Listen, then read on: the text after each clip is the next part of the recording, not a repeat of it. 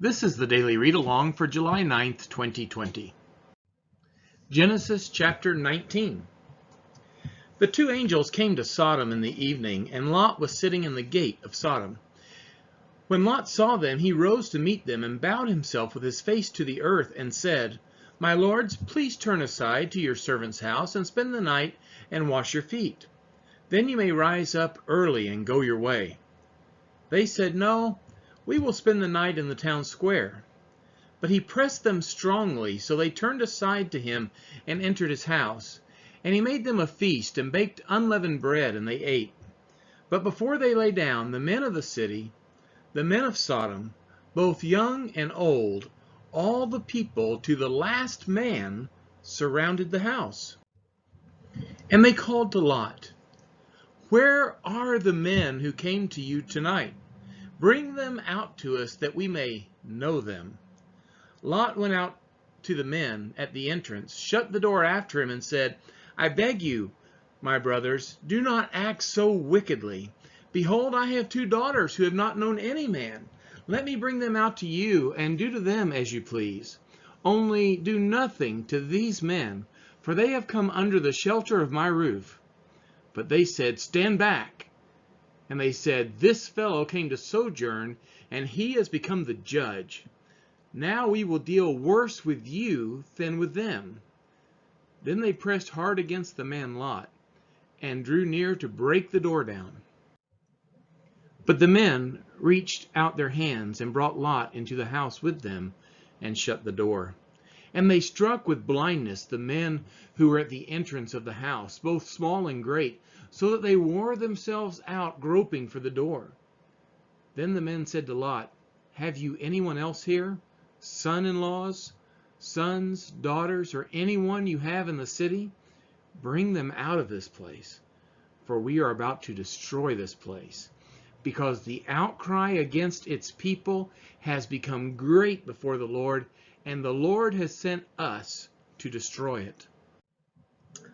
So Lot went out and said to his sons-in-law, who were to marry his daughters, "Up, get out of this place, for the Lord is about to destroy the city." But he seemed to his sons-in-law to be jesting. As morning dawned, the angels urged Lot, saying, "Up, take your wife and your two daughters who are here, lest you be swept away in the punishment of this city." But he lingered. So the men seized him and his wife and his two daughters by the hand, the Lord being merciful to him, and they brought him out and set him outside the city. And as they brought them out, one said, "Escape for your life. Do not look back or stop anywhere in the valley. Escape to the hills, lest you be swept away." And Lot said to them, "Oh no, my lords. Behold, your servant has found favor in your sight, and you have shown me great kindness in saving my life. But I cannot escape to the hills, lest the disaster overtake me and I die. Behold, this city is near enough to flee to, and it is a little one. Let me escape there. Is it not a little one? And my life will be saved."